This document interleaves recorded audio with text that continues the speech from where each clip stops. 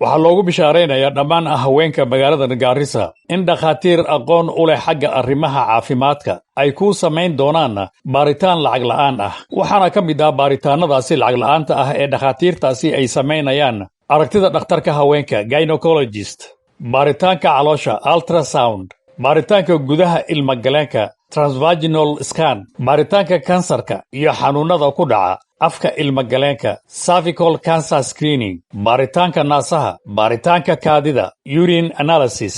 ku soo dhowaada dhammaan baaritaanadaasi lacag la'aanta ah si aad u heshaan adeegyo caafimaad oo tayo sare leh.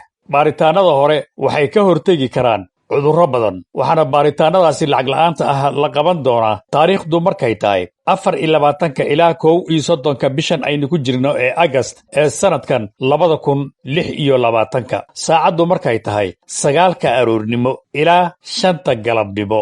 waxaana lagu qaban doonaa isbitaalka Mother and Child ee xaafadda Sunna, wuxuuna ka soo horjeedaa masjidka Sunna. waxaa keliya oo lagaaga baahan yahay 1,500 oo shilin oo aad isku diiwaangelinaysid. faahfaahin dheeraad ah fadlan naga soo wac taleefoonnada shaashadda kaaga muuqda.